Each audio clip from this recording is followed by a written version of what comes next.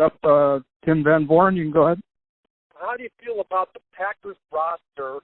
Right, it's a lot of projection right now in May of 2020. Packers roster now as opposed to January of 2020. Yeah, I like where we're at. I like, obviously, what we accomplished last year was pretty amazing. The additions that we brought in, and then, having a first-year head coach with a new system, I like our progression throughout the season. Obviously, we had a lot of success, won a lot of close games. I like where we're at. I think, as always, we're going to be expecting, those young players, whether they're rookies or second or third-year guys, to make that jump, and we're going to be calling on them to play an even bigger role for us. We've, obviously had some changes with a few positions, but, I like what Brian has done, and, I obviously hope there's a season and hope we get a chance to get back together soon and start working on that chemistry and get excited about the season. Lance Allen, go ahead. All right, Aaron, hopefully you're doing well and staying safe and healthy. Likewise, Matt. Thank you. Just your general reaction. I mean, obviously, first time publicly stating, when the Packers drafted Jordan Love, what your thoughts were and handling the competition. Well, I think I was watching the draft. I was watching the feed with A.J. Hawk and Pat McAfee and his boys. And I think, general reaction at first was surprise, I think, like many people. Obviously, I'm not going to say that I was, thrilled by the pick necessarily, but I understand the organization is thinking not only about the present, but about the future. And I respect that. I understand that their focus and their mindset, and obviously they thought that he was such a great talent that they needed to go up and get him. So, I was, like I said, generally surprised, but it's what those guys are paid to do, to put together a roster for now and for the future as well. Okay, Dennis Krause, go ahead. Yeah, just to follow up, Aaron, for a moment on Jordan Love. How do you see your role, if any, in helping him develop? Well, I would say the same. It's the same that I've done with all of my backup quarterbacks, and I feel great about those relationships that I've developed over the years. Many of them are still really close friends. I consider Matt Flynn a very close friend. I still have great contact with, a lot of guys I've played with over the years, from more recent to Deshaun and Manny to Tim and I are really close. Brett Hundley and I keep in touch all the time. Scotty Tolzien and I, talk from time to time. So I've had great relationships over the years with those guys, and expect to have the same type of relationship with Jordan. Again, he didn't get asked to be drafted by the Packers. There's nothing, he's not to blame at all. He's just coming in excited about his opportunity. We had a great conversation the day after the draft, and I'm excited to work with him. He seems like a really good kid with his good head on his shoulders, and similar story, not heavily recruited out of college, and kind of made his way at Utah State, and we've had some good conversations. Matt Schneidman, go ahead. Aaron, hope you're doing well. I know we've all heard you say you wanted to finish your career as a Packer even beyond your current contract. Do you think this pick affects that in any way, and is that still your plan to do that? Well, I think what it does is just reinforce kind of the adage that you can only control what you can control, and it's always been a mantra for myself. I think any great athlete, there's things that are just out of our control. That obviously is something that's very important to me, but I think is definitely telling at this point that is truly something that's out of my control. What I can't control is how I play, and making that decision at some point a very hard one. If I were to retire on the organization's timetable, then it's an easy decision. But if there comes a time where I still feel like I can play at a high level and my body feels great, then there's other guys have gone on and played elsewhere. Mark Daniels, go ahead. Thanks, Tom and Aaron. Thanks for sharing some time with us today. No Jimmy Graham, no Geronimo Allison. What do you have to get out of your perimeter group that is returning? Well, I think there's some interesting things to look at. I think if you look at the development of a guy like Alan Lazard, what he did last year, and his versatility. He's a guy who's cut at the end of training camp and then quickly put back on the roster, I think week 1 maybe. And by the end of the season, he was called upon many, many times in important situations to make big plays, and he did. He's just a great teammate, an ascending player. Loved his approach every week, and he made some big-time plays for us. I'm excited about getting EQ back from injury and seeing how he feels. He really made some great strides his rookie year. Especially towards the end of the season, making plays for us and just kind of growing each week. He's got a great approach to the game. It'll be fun to see him healthy. MVS is a guy who I have a ton of confidence in. I really feel like that if he can continue to grow, that he can really add to our football team, and I look for him to make big strides. And then Jake Kumaro, obviously, as well. Such a steady guy. I've been a big fan of his since the first time, I threw a ball to him, I think, and just loved his approach to the game. Yeah, tight end position, I was really excited to see Big Dog come back because I think he not only adds such a great presence to our run blocking scheme, but our locker room. He's just a consummate professional, a fantastic leader for our football team, and bringing him back was an important part, I think, to shoring up that room. Obviously, we saw with Jace at the end of the season, giving him some opportunities. We're going to be expecting things from him and Bobby Tanyan as well. And we drafted a young kid in the 3rd round as well. So I think I like the way that's looking. Obviously, this is a different off season, and not many of us, myself, I have, but not many of us have gone through an off season where you're not really together physically. We've managed it in 2011.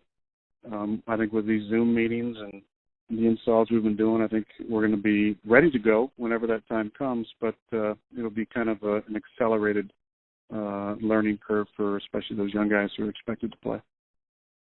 Jason Wilby, go ahead. Hi, Aaron.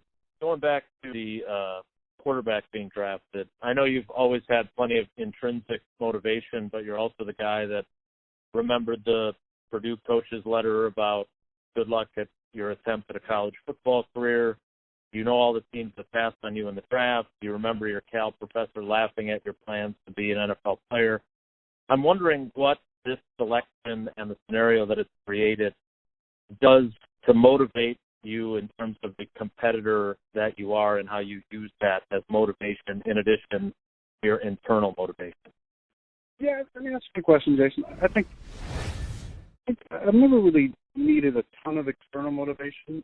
You always maybe look for one or two things at different times in your career that kind of fire you up. For me, and I've said this on my locker many times, the main motivation is to be able to have consistent play as you get on in years. And as Mike used to always say, the most important thing for a quarterback is your legs. And when the legs go, it's just tough to play, especially the way that I like to play. But I think the great thing for me from a physical standpoint is that last year I felt amazing, and I've kind of really figured out how to get my body in peak performance shape. And this off season has really allowed me to get a ton of work on my body and to do my workouts, maybe even starting a little earlier, than usual in early March. So I feel really good about where I'm at physically. And the goal is to play in my 40s. That hasn't changed. That's kind of what I've been talking about for the last few years. That remains the same. But I know the key to that is my physical body, and that's what I focus on. That's really my motivation is to give myself physically the opportunity to play as long as I want to play, and that's going to be my continued motivation. Rob Demovsky, go ahead. Hey, Aaron, have you been able to throw at all? I don't know if you've been able to be around any of the guys. Normally at this time you'd be doing some throwing, I would imagine. What has the workout routine been like for you where you're at?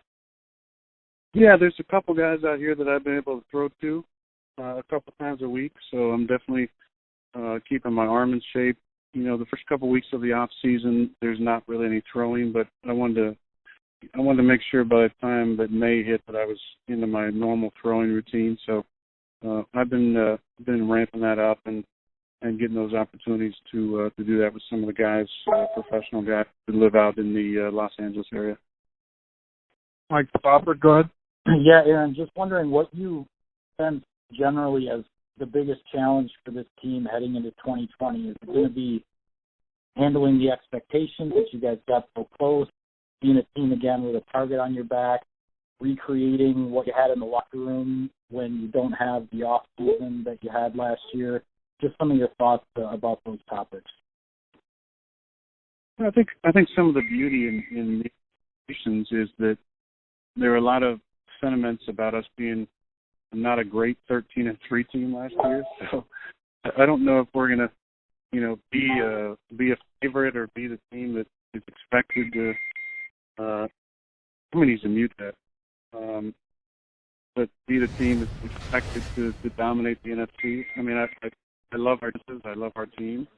The key will be to find a way to recreate that chemistry and come together. But that gets figured out in when we get back together in training camp. But I like our squad. It's been fun to see the guys every week. With our daily Zoom meetings and our calls that we do. So we've been definitely keeping in touch. It's different not being, able to do some of the things that we do, with what I do with some of the guys taking down the derby and the get-togethers that we have during the off-season when we're all in Green Bay and the shorter days. But we'll have plenty of time when we get back to work on that chemistry. And, I like our chances. I like our squad. I like the leadership of the football team. And I also like that, there's probably not going to be sky-high expectations for us like last year. And at the same time, I really feel like we'll be in the mix. Okay, Wes Hardcliffe. Aaron, you kind of touched on it just now, but with the Zoom meetings and all the different things that this is kind of required, what has been your approach to that, and what have you kind of gotten out of this virtual off-season program to date with what you guys have done? Yeah, it's different. I think we're really going slow through the process because we don't have, some of these IPWs and OTAs where you're putting in an install per day. The virtual stuff has been at a slower pace, but I think really helps everybody because there's a lot of emphasis on the details. And for a second-year offense now, for the coaches to be able to go back through during their off season and really take a deep dive into the film and the scheme and the playbook, I think has really been helpful. And Matt and I and Hackett and Getty have been meeting a lot about all those installs and really fine-tuning them and making sure they're all in order by the time they get to the squad. But it's been a good process. It's different. It's definitely different. But the coaches, especially Hackett and Steno, and actually Ben Sermons had a really good one this last week. But they've been really creative with their installs, using some humor and some videos to make those viewing sessions a little more interesting. I think we've all appreciated that. Wayne Larrabee, go ahead. Aaron, how you doing? I wanted to ask you about this virtual preparation that you guys are doing. Is it safe to say that we can't expect as much out of rookies today as we might have in a normal season where you've got all the OTAs and mini camps? I don't know, Wayne. I mean, that was the sentiment, I think, back in 2011 after the lockout. Everybody was thinking the product was going to be a lot on the field and guys were going to have the same type of time to prepare. And I think the onus is there's a greater accountability on players to prepare, but on the coaches as well. I mean, there has to be a real streamlined approach to the most important parts of those installs, and the finer details are at a premium. So I think it's probably making the coaches better coaches, and at the same time, I think it's that great accountability where guys now have the opportunity. What are you doing during your off time? We all have a lot more off time now because we don't have the schedule constraints that we would in a normal life situation. So guys have more time to study, more time to work on themselves, more time to to get out and or not get out or just find ways to work out. I mean, I've seen, guys like Jamal Williams posting a bunch of stuff. He's working his butt off, but I think that's the beauty of this time. It really separates the guys who are the self-motivated self-starters and the guys who maybe need a little bit more direction. And those guys who need more direction are going to be better in the setting where we're all together. And the other guys are going to be more ready to rock and roll once day one comes. Aaron Nagler, go ahead. Aaron, I was wondering, a couple of years ago, Brett Favre mentioned that you brought that film crew when you went to visit him in Mississippi. I was just wondering, whatever happened to that documentary you were making, and is that going to see the light of day? I don't really have any updates at this point on that. I can't say there was some really good stuff that we got to talk about during that time. That was big for our relationship, I know, and it's it's progressed really since the handshake on stage at the honors, where now him and I are very close, and we do talk very frequently. So it's been a lot of fun to have him back in my life. But it's unclear at this point what's going to happen with that. Stephen Watson, go ahead. Hey, Aaron, hope all is well and that you're safe. I was curious, kind of given the state of our country and world at this point, do you believe it is safe to play football this season? Yeah, that's a good question. I think like many of us, and I've seen a lot of comments on this, and obviously my story coming back from Peru before the country kind of went into a lockdown, I think we all, we're buying into the idea of quarantine to flatten the curve. I think there are a lot of questions now that it's more of a house arrest to find a cure, with people wondering what exactly that means as far as the future of the country and the freedoms that we're allowed to have at this point. I think sports has always been something that's brought people together. And as you see with, networks like ESPN, people are starving for anything, whether it's the Michael Jordan documentary or it's watching the Korean Baseball League on TV or the UFC coming back with no fans. I think people are definitely looking for something to kind of bring us together. I'm very hopeful that we can have a season. I think the important thing to think about, though, which is more important than that, is the state of the country and the fact that we have 36+ million people on unemployment right now.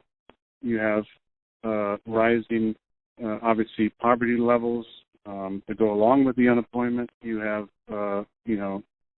suicide hotline is up 8,000%. I think there's a lot of problems around the country right now associated with the fear around this pandemic, and I hope that we can use some common sense moving forward and make decisions that are going to be in the best interest of all people moving forward. And I hope that sports is a part of that at some point. Dave Schrader, go ahead. Hi, Aaron. Hope all is well. When you look at your relationship with Brett Favre, he mentioned he had a conversation with you recently. He didn't go into the details of what you talked about. He did mention you were surprised by the draft. As you look at things turning from how they were over a decade ago now, how does it feel to be in this position? And do you also look at other historic case studies, Tom Brady, Jimmy Garoppolo, to kind of see what next few years might be like and how you could approach that all? Yeah, good question. I think just based on the age in which, I was and Brett was when I was drafted and comparatively to me and Jordan, there are similarities to that. I think there's a lot of things that aren't similar, though, when you look at the two situations as far as Brett's mindset during, the 03 and 04 seasons. And, obviously my statement about a strong desire, a real desire to play into my 40s and the way I feel about the game and my body and my love of the sport. But I do see some similarities, and I understand that why they're drawn in that effect. I think I learned a lot over those years working with Brett, things that I can bring to the relationship with Jordan, and just understanding the mindset. I went through it as a young 21, 22, 23-year-old playing with my idol as a teammate, and I'll definitely take those lessons with me. And like I said before, I've always had great relationships with my backups and always loved helping those guys out. And in any way, the more questions they have, the more answers I have. And and I've really, truly embraced those relationships, and it'll be the same with Jordan. Olivia Reiner, go ahead. Hey, Aaron. You mentioned at the end of last season that the offense didn't get to tap into everything that Matt LaFleur had envisioned for the offense, just generally speaking. From these early meetings, what are the expectations as far as what's still out there for the team offensively? That's a good question. I think there's just a lot of things that based on where we at in the season, the personnel, some of the injuries that we had, and just some of the stuff that we got in is we're blending kind of some of the things that Matt loves to do with a few of the things that I have done well over the years. You know, this has been a great opportunity to kind of go back and really fine-tune everything, go through everything that last year, what was good, what didn't work, what we want to add to it, what we want to take out. I think Matt and Nathaniel have done a really good job of going through those and keeping me in the loop about conversations. We've had a number of conversations about these installs, and I feel really good about where they're at. Expectations-wise, I think it's too early to make some prognostications about our squad because there's moving pieces. We have new guys to the mix. We have added Devin to the mix. It'll be fun to see where he's at physically and from his football IQ. We've had some really good conversations, him and I. It'll be fun to see, like I said, EQ come back and see what he can add to the offense. Seeing Jason year 2. Obviously Aaron Jones had a fantastic year last year, bringing him back. We drafted a young running back in the second round, so there's a lot of moving pieces. And when you don't have that physical off season, I think it's too early to make any type of expectations or predictions about who's going to be playing where, what type of roles, or exactly what we're going to do until we see the abilities of some of these guys that we brought in and see kind of the jumps that we have from guys in years 2 and 3. Mike Clemens, go ahead. The way the season came together, and by December, on all 3 phases, the health of the team, a decisive win over Seattle, and I think after the 49ers game, you explained that, I thought we had something special here. I think that was an accurate description. So on the plane ride home from Santa Clara, I wonder if you and your teammates are wondering, man, how much farther do we have to go, or how much more is it going to take? And have you visualized what it might be to have to play football in an empty stadium? I think the prevailing sentiment on the ride home was obviously disappointment, but there was mixed in a real satisfaction about what we accomplished. I think maybe different in other years past, where you just felt really good about the guys that we had and the way we came together during the season. There was a lot of pride in the performance and the results, for sure. To your second question, I haven't let my mind go there at that point. I know there's been a lot of conversation about it. It would be definitely a weird situation to not have any fans in the stands, and I hope that's not the reality. Steve McGargy, go ahead. Just wondering, without having the off-season workouts on the field, how do you kind of go about developing that relationship with some of these younger receivers? And with some of the states pulling back on the restrictions, has there been any talk about that you get together with some of the receivers for an informal selling session somewhere along the line?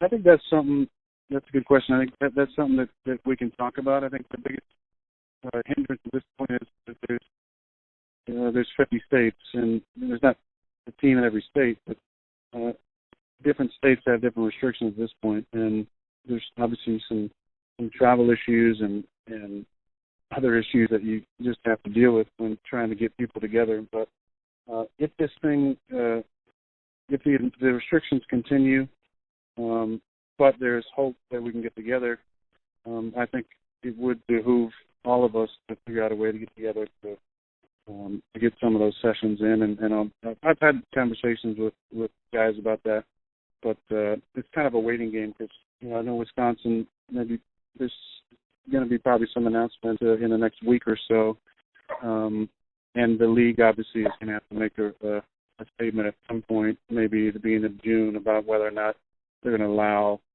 voluntary workouts in facilities or not. But I think that's a conversation for a few weeks in the future for sure.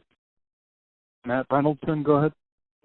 Hey, Aaron, Matt Reynolds Wilson with WFRV in Green Bay. The front office coaching staff said after the draft they didn't think any receivers in the later rounds could beat out any of the guys in the current roster. How much motivation you think about a confidence like that is receivers there? Yeah, that's a good question. I think a lot. I do. For them to not pick a guy early on, to me says they really like our guys and have faith in them. I mentioned a lot of those guys earlier, and I think it all starts with Devontae and his abilities. He's just such a dynamic player. When you have a dynamic guy like that, he opens up the field for the rest of the guys. Where that's where you saw guys like Alan Lazard, making big strides. You saw Jake make plays. You saw at NBS have games where he was a big factor for us. Like I said, I'm excited about seeing EQ back in the mix. And then Adam Devin, who's a veteran guy who's made plays in the league for a number of years and is hungry coming in. I feel really good about that group, and obviously the front office did as well. Jim Ozarski, go ahead. Hey, Aaron, you mentioned with some of the changes or what maybe could come with the offense, but I guess more minutely, has the verbiage been changed? I know you and Matt talked about that at some point last year, just how long all of that was. Have you seen any of that yet? And kind of what's the progress with all of you guys working together in terms of making that more streamlined? Yeah, good question. I think I don't foresee a future where I won't need to wear a wristband. Obviously that's something that you'd love to take off at some point, but it really does help. I think it helps both sides. It helps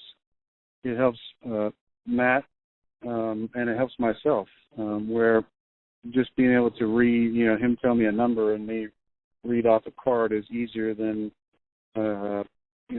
12 words from him to me and then 12 words at least once, if not twice, from me to the guys in the huddle. I think allows us to get out of the huddle a little bit quicker and get to the line of scrimmage, because this offense is a lot about check to the line of scrimmage. Run the run, pass the run the pass, and I think whatever can help us streamline that tempo is what works best for us. There hasn't been a ton of shortening of the verbiage. I think there's been some changes that are good, that make things a little clearer as far as certain plays falling better into certain concepts or families of plays. That's going to help. But this offense is a very wordy offense, and I don't feel like that's going to change anytime soon. Brian Wing, go ahead. Aaron, you mentioned the lockout coming off of that in 2011. How was it different right away when you got back into football, and how do you think you kind of used that, what you learned from that into this offseason, this season? Well, I think anybody who went through it says the same thing. We never felt better from a physical standpoint. That was a great off season of training, and being able to be in our home cities, I think, was really beneficial during that year, to come back and just feel physically in phenomenal shape. Now, it does also throw a highlight really on those who were doing the right thing during the off season and those who maybe need more of a structure. So that's kind of the thing that'll be most glaring when and if we come back together. For us in 2011, because we've been in the system now for so many years, it wasn't as big of a difficulty jumping right back into the installs. That's why this has been better from the standpoint of we're a second-year offense and we've been able to have Zoom meetings. So I don't feel like we'll be so far behind mentally. It's just a matter of physically, are all the guys taking care of themselves the right way? And it seems like from the videos that I've seen and from the conversations that we've had during the weeks that the guys are making the most of the opportunities, whether they're working out of their house or finding a place to work out that's okayed. I think that's been a positive. Okay, Jason Wilde. Aaron, you've been talking about workouts. I'm curious, just how have you gone about the logistics of your workout? Mason Crosby's been kicking balls at Oneida and I think hitting balls as well.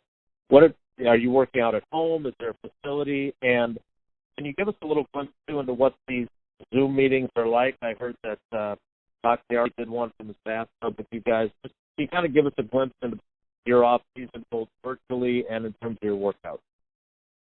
Yeah, I think the biggest change has been, kind of like a kid throwing the football at the park. You have to find different places to get some of these workouts in. So, there's been places like that to get our running in, our agility in with our group, and then finding places to throw the ball. It's obviously, we've got a couple good places now to throw it, but it's just been different, I think, for everybody. Luckily, I've got a lot of workout gear at the house, so I've been able to work out at my house for a while. But as far as the Zoom meetings go, like I said, the most fun has been to see the coaches' personalities come out in some of these installs, because Matt has given different coaches different responsibilities. And some of them are, kind of straight down the line. And then you got a guy like Adam Sinovich who brings some really, really funny slides and videos and humor to his presentations. Nate Hackett is the wild man. He's so much fun. I think everybody, it's got to be, I laugh with him about a young rookie watching these meetings, watching Nate and his personality, wondering who the hell this guy is. But we're having a lot of fun with it. And then there's breakout meetings as well with your position groups that we've been doing as well. And then Matt and Nate and I have been meeting regularly also. We got time for two more here. So Aaron Nagler, go ahead. Aaron, a little bit earlier you mentioned The Last Dance on ESPN. I did wonder if you've been watching it, and if Michael Jordan's comments on leadership and the championship mindset, if they resonated with you at all. Yeah, for sure. I have been watching. It's been a lot of fun. I was fortunate enough in 1998 to sit in the top row at Arco Arena and watch MJ's last game as a Bull in the regular season against the Sacramento Kings, and was always an MJ fan since the early 90s, and loved the runs that he was on, and always looked up to him, and was fortunate enough for a few years to play in the final group at Tahoe with him, which was an honor and just so much fun. I really enjoyed that, and actually he invited me to his golf event in Vegas a few times, and we played in the same group for 3 days as well. So I've gotten to know him a little bit over the years, and always enjoy our interactions and have a ton of respect for what he accomplished in the game. He's the greatest basketball player of all time. I don't think that really I'd love to debate anybody on that. But I do, and knowing a few over the years, getting to know Steve Kerr a little bit and Jud Bushler a little bit over the years, and Scottie Pippen this last year at my golf tournament, knowing those personalities and then watching MJ relate to them has been really interesting to see kind of his own leadership style. Obviously, he's one of the most driven athletes of all time, and he's impacted so many guys over the years, incredible players like Kobe Bryant, obviously that was a big part in it. But, even guys like myself, and just seeing his approach to the game, his leadership style, how he demands the most out of himself and his teammates. And, I definitely resonate with a lot of the things that he says. I'm not quite sure, though, who the Dennis Rodman of our team is, but I really did enjoy that part of the doc as well. That's got to be Bakhtiari, right? Come on. I think so. I think so. Last question, Rob Domofsky. Go ahead. Hey, Aaron, just wanted to circle back to something you said earlier, just about, you said you were not necessarily thrilled with the pick. I'm just curious, is that because it was quarterback that might one day replace you, or just that you wanted a weapon, to help put you guys over the edge?